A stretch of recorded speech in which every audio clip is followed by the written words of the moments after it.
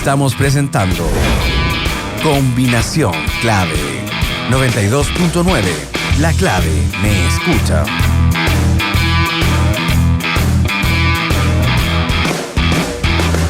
Y ya estamos con la última entrevista de esta mañana con el psicólogo máster en salud pública de la Universidad de Harvard, Gonzalo Bacigalupe. ¿Cómo está, Gonzalo? ¿Cómo está, Fernando? ¿Cómo está? Bien, medio preocupado después de escuchar algunas de las intervenciones que hiciste ayer.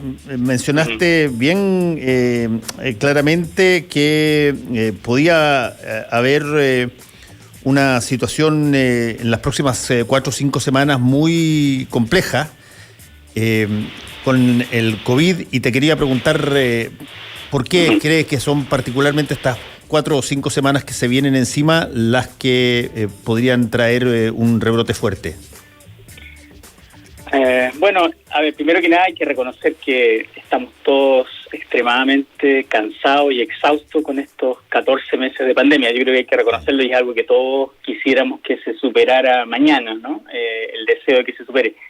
Y hay que también mirarlo en perspectiva, más allá de las noticias de ayer, de este pase que tiene distintos nombres, pase movilidad creo que se llama. Sí, ahora. Vamos a conversar de eso también. Sí, pero primero que nada hay que mirar que en este momento, hoy en día, en promedio, de la última semana, se está muriendo alrededor de 5 personas cada hora por COVID.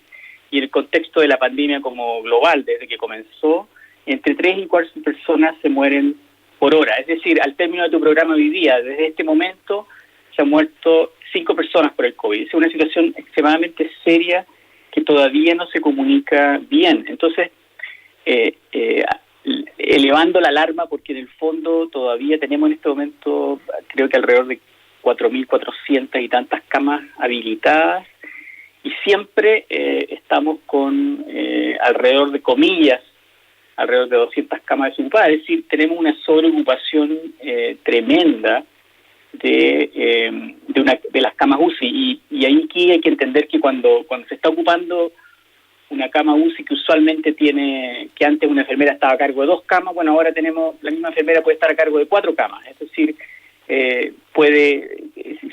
tiene muchas consecuencias negativas. Ahora, siempre lo hemos dicho, es muy difícil predecir el futuro epidemiológico. Yo creo que muchos epidemiólogos, saludistas, muchos colegas se han equivocado en sugerir una cierta cantidad de contagios en el futuro, porque es muy difícil predecirlo, es una cuestión muy, muy difícil.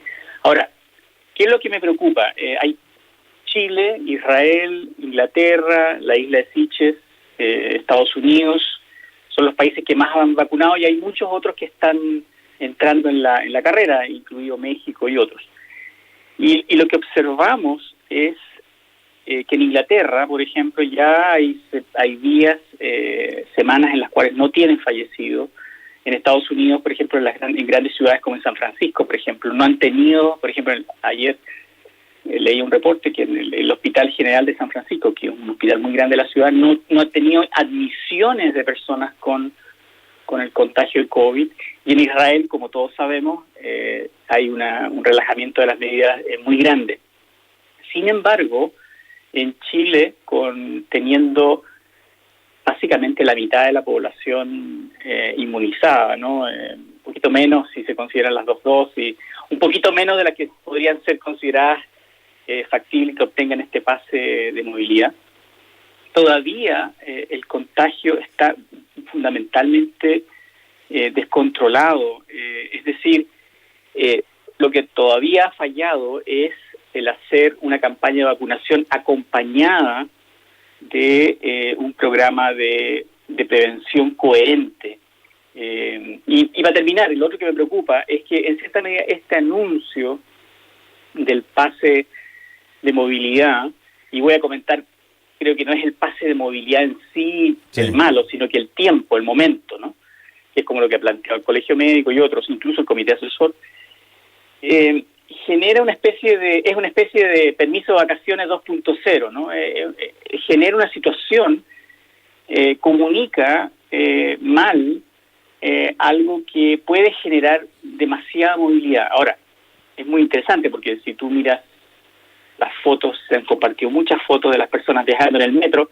Pareciera que hay miles de personas que igual ya tienen este pase de movilidad. Entonces yo creo que se sigue comunicando mal la seriedad del problema, utilizando una suerte de argumento que todos compartimos, es decir, todos estamos cansados, todos queremos poder salir, y yo soy de los que piensa que en este momento, conociendo cómo se produce el contagio, es decir, que es por la vía aérea fundamentalmente, nadie debiera estar impedido de salir a la calle a dar una vuelta, de ir a un parque, de salir a caminar y de tomar decisiones juiciosas respecto a quién visitar, manteniendo la distancia física, si es que está ventilado y con mascarilla. Es decir, eso hace mucho sentido hacerlo desde ya, no hace sentido esta suerte de pase que nuevamente, y termino aquí, nuevamente pareciera estar liderada por, no sé si la Subsecretaría de Turismo, la hotelería,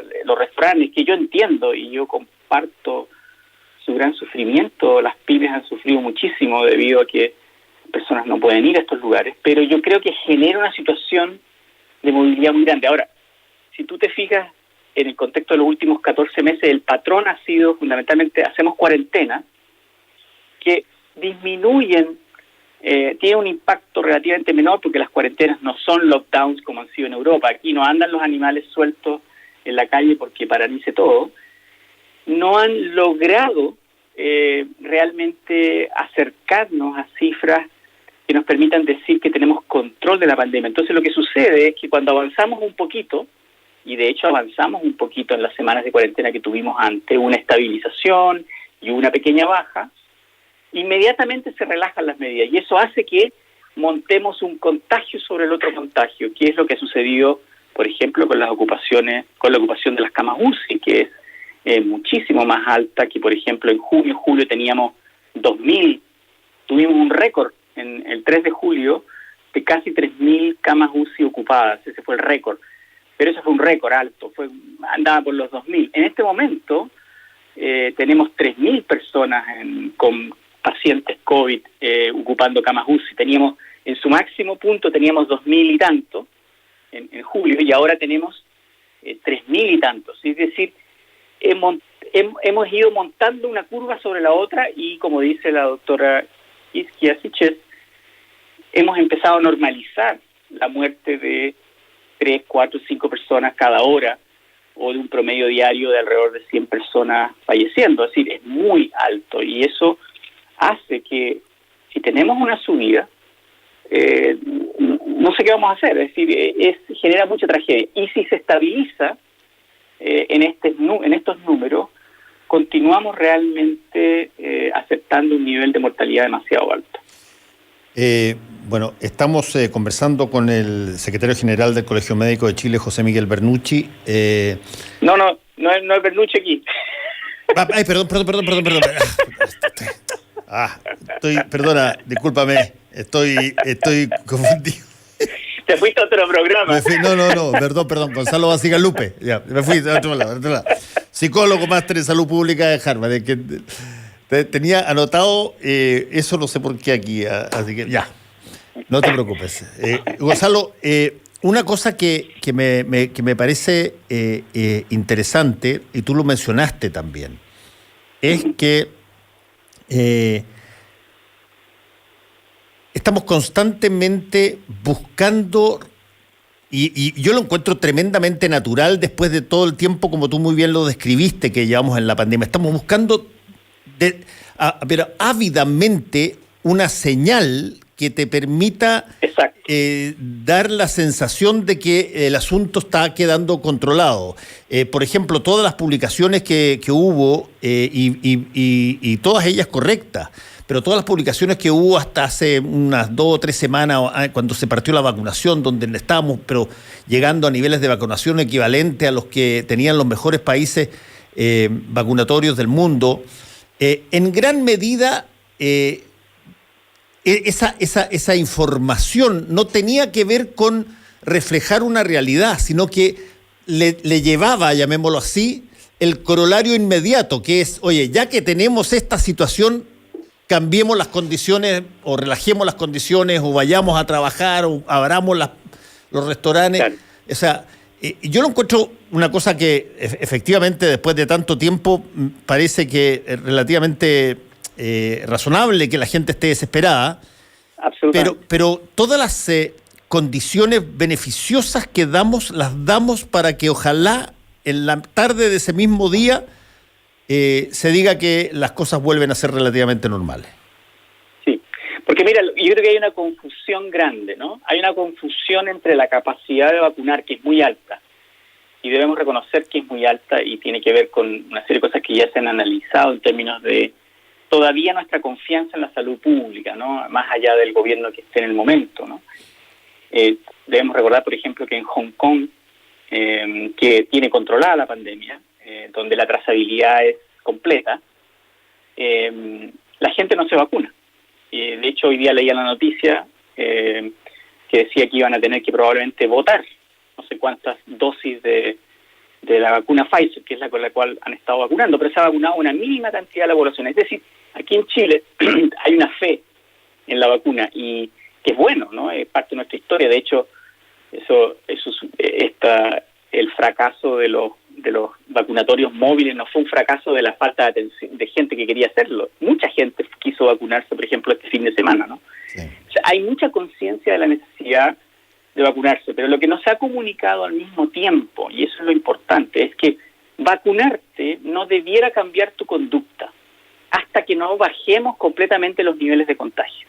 Es decir, son realidades paralelas, y yo creo que eso no se ha comunicado bien. Es decir, para relajar las medidas no tiene que ver tanto con el nivel de vacunación, que es lo que el gobierno continuamente comunica, sino que tiene que ver con el poder controlar la pandemia. Y eso no lo hemos logrado.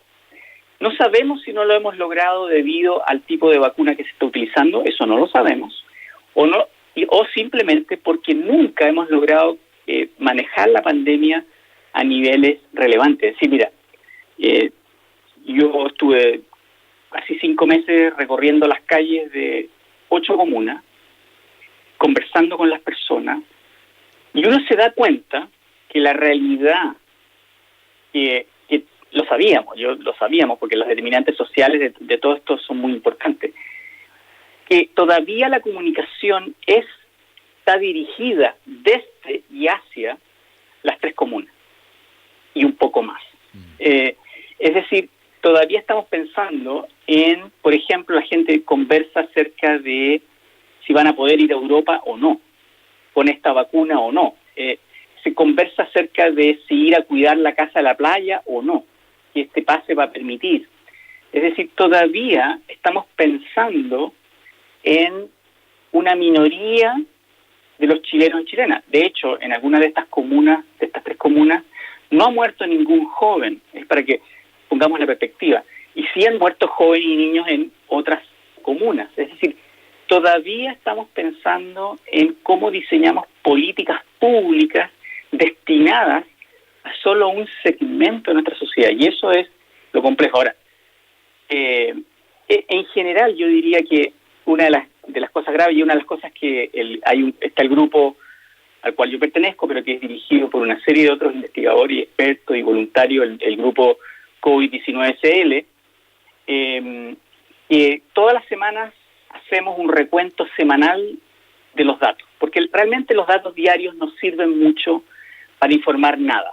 Los datos diarios cambian mucho debido a una serie de cosas administrativas. O sea, hoy día, por ejemplo, los números van a ser muy bajos de fallecidos, probablemente los casos van a bajar, la positividad no es necesariamente la... Entonces, tenemos que mirar las cosas desde un punto de vista semanal y bisemanal. Y este análisis semanal que hacemos los días sábados, con los datos oficiales, entre comillas, el data COVID-19, intenta informar a la comunidad de modo que podamos tomar decisiones racionales. Entonces, una de las cosas, y lo han sugerido, no es una sugerencia mía, lo han sugerido muchísimos expertos, lo han sugerido incluso desde el Colmet y otras sociedades, se necesita redefinir, porque se nos pregunta siempre, bueno, pero ¿cuál es la alternativa?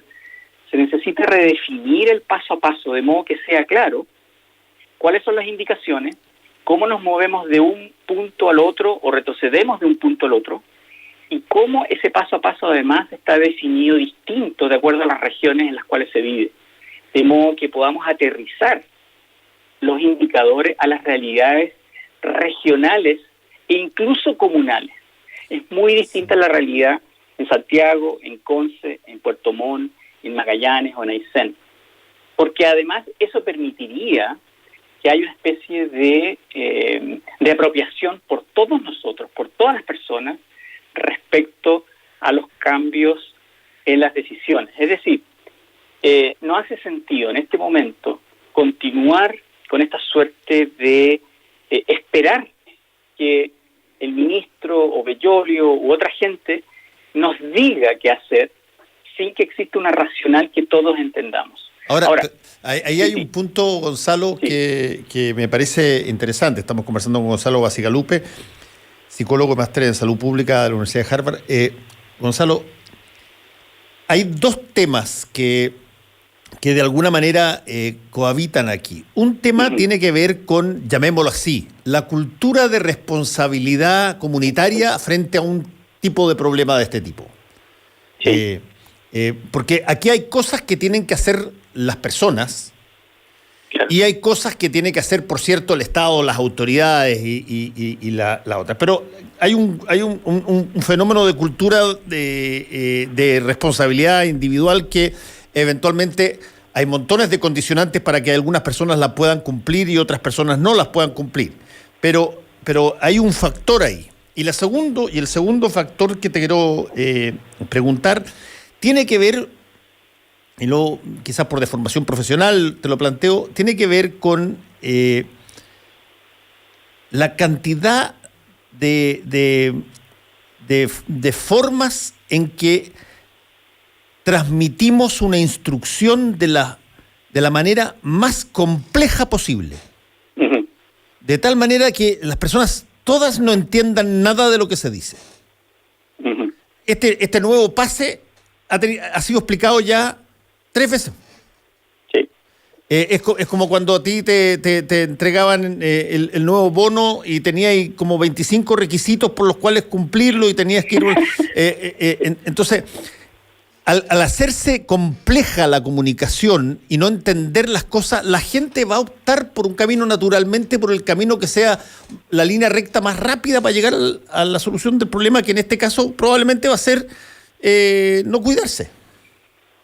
Claro, porque hay dos cosas, Fernando. Una es, creo, y es una constatación cualitativa, no es una encuesta, creo que hay mucha más conciencia respecto a la necesidad de autocuidado que la que las autoridades creen que realmente existe. Lo que falta es que generemos políticas públicas que no son solamente sanitarias, políticas públicas que permitan que la gente actualice esa conciencia que tiene respecto al autocuidado. Eso es por un lado. Y por el otro, si sabemos que el contagio es fundamentalmente por la vía aérea y no por la vía táctil o por un escupo, por así decirlo, para ponerlo en términos claros, tenemos que generar todo tipo de condiciones para que no se produzca esa contaminación del virus por la vía aérea. Y creo que aquellos que hemos estudiado salud pública y que sabemos que las vacunas son un instrumento fantástico de la humanidad, sí, que es uno de los grandes avances que hemos hecho como humanidad, es como el agua potable, por así decirlo, pero que hay que reconocer que en el contexto de una pandemia global, de una pandemia, porque es global, como esta, simplemente la vacuna por sí sola no es suficiente y eso no se comunica. Y el problema, y eso no se comunica porque en cierta medida, y el gobierno lo tiene que reconocer, la utilización política de las tecnologías que se han usado, la intubación primero, los respiradores y ahora la vacuna, les hace imposible comunicar ese mensaje, porque apareciera ser que el gobierno le tuviera miedo a que nuevamente les digan que se equivocaron. Y en realidad, el gran problema todavía es que por así decirlo, el objetivo que pareciera tener el gobierno es este contagio progresivo, es decir, que no colapsen las UCI. Y ese criterio de no colapsar las UCI es muy peligroso, El criterio no ha sido, como en otros países, decir, apuntemos a cero COVID, apuntemos a eliminar el contagio. El virus no lo vas a eliminar por muchos años, el virus como tal no va a seguir existiendo, pero sí puedes eliminar el contagio. Y ese es el gran problema, es el gran desafío. Yo pienso, y soy bastante pesimista al respecto, que aquí nos va a pasar un poco lo que sucedió en Estados Unidos, que hasta que no llegó un nuevo liderazgo, no se tomó en serio la pandemia y no se tomaron medidas en serio que a su vez tuvieran el buyout o la creencia desde la gente de que era posible eliminar el COVID. Entonces, eso por un lado. Y por el otro, yo creo que, y aquí es una cuestión que lo conversamos un par de veces con Alejandra Matus, hay dos temas centrales en el país hoy en día, el proceso constituyente, ¿no? Y la pandemia. Creo que es nuestra responsabilidad como chilenos y chilenas para proteger el proceso constituyente debemos apuntar a llevarnos a COVID-0, de modo que podamos volver a una cierta, comillas, normalidad. Solo la vacuna no lo permite, porque el primero, si ustedes pueden ver las curvas de vacunación, siempre se van a ir moviendo hacia arriba, pero se van a estabilizar, porque no todo el mundo se va a vacunar, por distintas razones.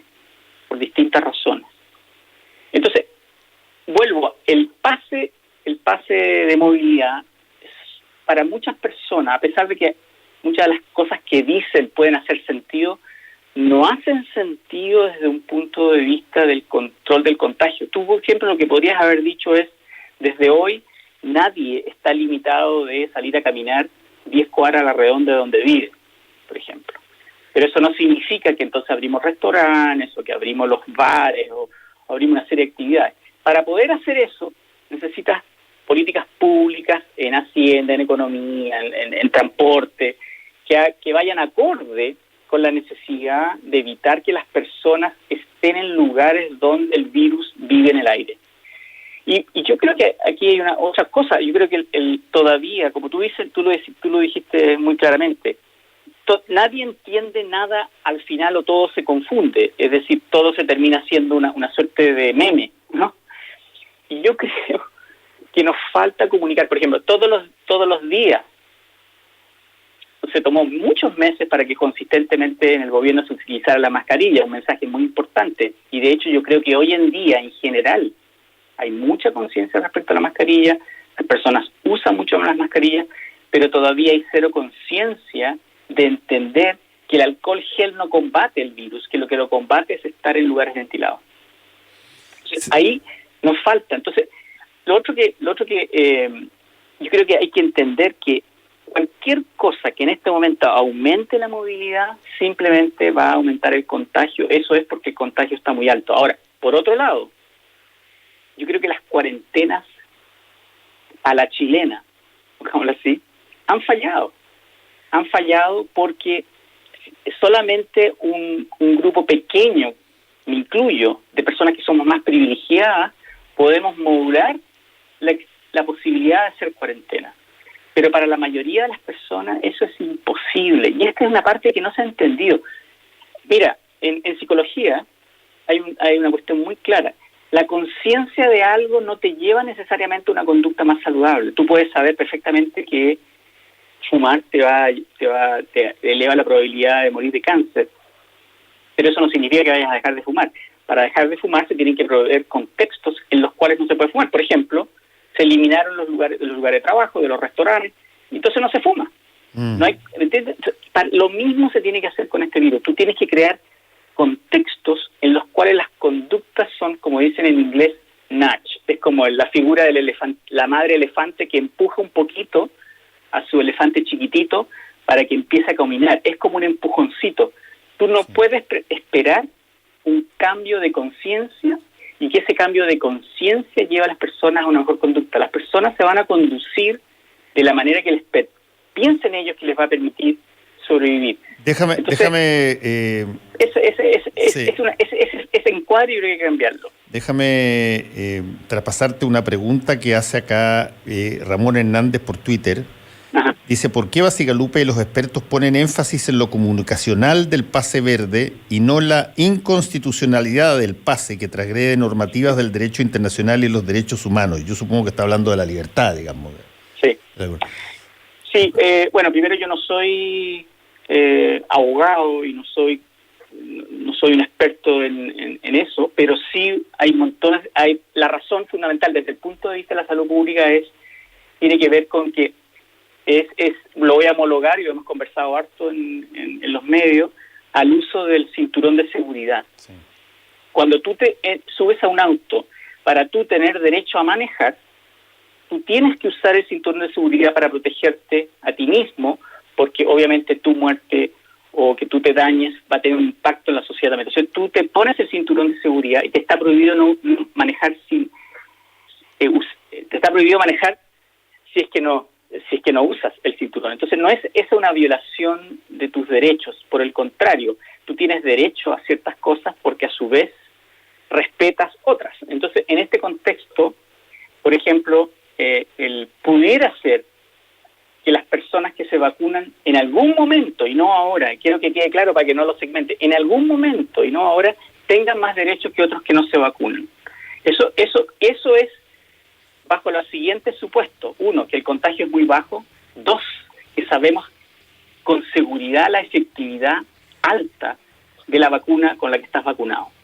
Porque por el momento sabemos muy poco acerca de la efectividad para evitar el contagio de otros, no solo de la Sinovac, otras también. Hay otras vacunas que tienen un 60-65% de efectividad en evitar el contagio. Entonces, cuando tú elevas esa efectividad, tú vas a poder decir, mira, sí, si tú no estás vacunado, tú no puedes hacer ciertas cosas, tú no puedes ingresar al metro, por ejemplo. Eso es posible, pero en este momento eso todavía está lejos, creo yo, de la perspectiva nuestra. Y en ese sentido, yo soy de los que piensa que la pandemia no es una conspiración para controlarnos. La pandemia es algo muy, muy serio, que si no abordamos bien ahora, nos va a tener limitado por mucho tiempo. Es decir, nos va a impedir, por ejemplo, viajar, nos va a poder impedir interaccionar con muchos de nosotros tenemos parientes, hijos, hijas, padres, madres en otros países, en otras regiones. Entonces, en cierta medida, el no tomar ciertas decisiones que nos parecen privativas de la libertad hoy nos van a impedir poder hacer conductas que efectivamente nos lleven a tener una mejor calidad de vida en el futuro. Es decir, yo en ese sentido, ahora, tú me dices, estoy de acuerdo con el pase de movilidad. No, pienso que el pase de movilidad es un simple plan de marketing típico de fin de semana de Piñera, eso es típico. Pero más allá de eso, yo creo que hay ciertas libertades en este momento que están conculcadas que no lo debieran estar. Y que incluyen el que tú estés en cuarentena un fin de semana, que tú no puedas salir a pasear a tu perro, que tú no puedas ir a comprar al almacén de la esquina, me parece irrisorio, no tiene nada que ver con el control de la pandemia. Eso es muy claro. Y de hecho, miles de personas, cientos de miles de personas, no le hacen caso a esta cuarentena de todas maneras. Entonces, al final es una situación muy, muy contradictoria. Ahora, debo decir que en general, normalmente cuando se nos pide cuál es la alternativa, tú para enfrentar una pandemia de este tipo necesitas otro tipo de gobernabilidad. Entonces, por ejemplo, este pase verde o pase movilidad o lo como sea se llame, nosotros tenemos aeropuertos cerrados en este momento, entonces empiezan a dar el secretario general de gobierno habla de lo que se hizo en Europa. En realidad en Europa están en una situación muy, muy, muy distinta. Entonces, en este momento creo que todavía el centro es cómo controlamos el contagio a niveles que no hemos visto en Chile, porque cuando llegamos a los números más bajos estábamos en 1.000 contagios diarios. Era muy alto. Entonces, ¿cómo resolvemos la cuestión de la gobernabilidad de modo que todos nos sintamos partícipes de esto y que los llamados a la unión no sean simplemente llamados vacíos, por así decirlo? Ese es el problema. Entonces, Podríamos seguir conversándolo y de hecho lo podemos seguir conversando en una oportunidad más adelante, viendo cómo se desarrollan los fenómenos que estamos viendo hoy día. Te agradezco mucho, Gonzalo Bacigalupe, por haber estado con nosotros una vez más aquí en Combinación Clave. Gracias, Fernando, y cuídense y recuerden, las cuarentenas cuando se definen reflejan un fracaso en haber controlado el contagio. Nosotros tenemos que controlar el contagio justamente para evitar las cuarentenas. Muchas gracias, Gonzalo. Que te vaya muy bien. Gracias a ti, Fernando. Chao. Gracias a todos ustedes. Cuídense. Nos encontramos en un ratito más con Metrópoli, aquí con Bianchi Peñailillo y Rodrigo Gómez. Chao. Combinación Clave. Opinión y análisis de las noticias de la jornada. Quédate